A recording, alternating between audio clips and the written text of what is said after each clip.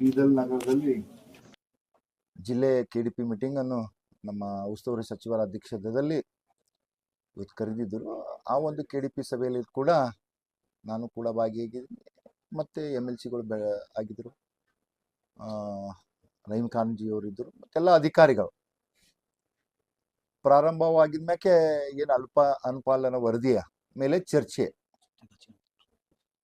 ಅನುಪಾಲನ ವರದಿ ಮೇಲೆ ಚರ್ಚೆ ಆಗಿದ್ದಾಗ ನಾನು ಕೂಡ ನಮ್ಮ ಹುಮ್ನಾಬಾದ್ ಸಂಬಂಧ ಮತ್ತೊಂದು ಕ್ವಶನ್ ಸರ್ತಿ ನಮ್ಮ ಪ್ರಶ್ನೆ ಕೇಳಿದ್ದು ಅವ್ರು ಉತ್ತರ ಕೊಟ್ಟಿದ್ರು. ಅದು ಸರಿ ಇಲ್ಲ ಅಂತ ನಾನು ಚರ್ಚೆ ಮಾಡ್ತಾ ಇದ್ದೆ.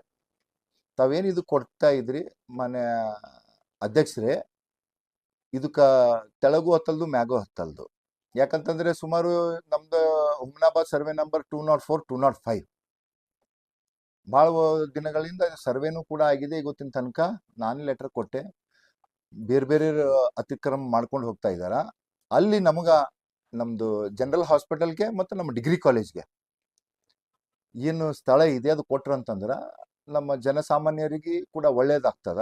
ನಾ ಡಿಗ್ರಿ ಕಾಲೇಜ್ ಹೋಗ್ತಂತ ಮಕ್ಕಳಿಗೂ ಕಾಲೇಜ್ಗೆ ಹೋಗ್ತಂತ ಮಕ್ಕಳಿಗೆ ಆಗ್ತದಂತ ಅದ್ರ ಬಗ್ಗೆನೂ ಕೂಡ ಮಾತಾಡಿದೆ. ಆಮೇಲೆ ಬೀದರ್ದೊಂದು ಲಾಸ್ಟ್ ಟೈಮ್ನು ಕೂಡ ನಾನು ಮಾತಾಡಿದೆ. ಅದು ಏನಾಗಿದೆ ಅಂತಂದ್ರೆ ಅಲ್ಲಿ ಏನು ಸಿಖ್ ಧರ್ಮದವರಿಗೆ ಮೀಸಲಿಟ್ಟಂತ ಜಮೀನದು ಸಿಖ್ ಜನರಿಗೆ, ಅದು ಒಂದು ಫೌಂಡೇಶನ್ ಹೆಸರು ಮೇಲೆ ಇದೆ, ಶ್ರೀ ನಾನಾಜೀರಾ ಫೌಂಡೇಶನ್ ಹೆಸರು ಮ್ಯಾಗಿದೆ.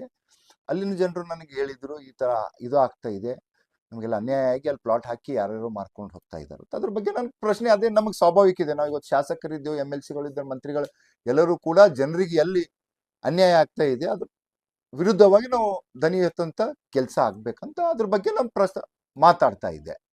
ನಾನು ಇವತ್ತ ಆ KDP ಸಭೆಯಲ್ಲಿ ಅಲ್ಲಿನ ಅಧ್ಯಕ್ಷರು ಯಾರು, ಈಶ್ವರ್ ಖಂಡ್ರೆ ಅವರು, ಉಸ್ತುವಾರಿ ಸಚಿವರು, ಮತ್ತೆ ಅಧಿಕಾರಿಗಳು DC ಅವರು ಇದ್ದರು, ಮತ್ತೆಲ್ಲ ಅಧಿಕಾರಿಗಳು ಇದ್ದರು. ನಾನು ಅವರಿಗೆ ಪ್ರಶ್ನೆ ಮಾಡಿದೆ, ನಾನು ಅವರಿಗೆ ಕೇಳಬೇಕಲ್ಲ, ಇದು ತಾವೇನು ಉತ್ತರ ಕೊಟ್ಟಿದ್ರಿ ಇದು ಸರಿಯಾಗಿದಿಲ್ಲ. ಮೊನ್ನೆ ಏನು ಬೂಡನಲ್ಲಿ ಒಂದು ಪ್ರೊಸೀಡಿಂಗ್ ಆಗಿದೆ, ಮೀಟಿಂಗ್ ನಲ್ಲಿ ಈ ತರ ಆಗಿದೆ ಅಂತ ಅವರೇ 4 ಪಾಯಿಂಟ್ ಹಾಕಿ ಕೊಟ್ಟಿದಾರಂತ ನಾನು ಅವ್ರ ಗಮನಕ್ಕೆ ತರ್ತಾ ಇದ್ದೆ. ಗಮನಕ್ಕೆ ತಂದು ಈ ತರ ಅಲ್ಲಿ ಇದಾಗಿದೆ, ಅದಕ್ಕೆ ಸರಿಪಡಿಸ್ಕೊಂಡು ನನಗೆ ಉತ್ತರ ಕೊಟ್ಟಿರಿ ಅಂತ ಹೇಳಿದೆ ನಾನು.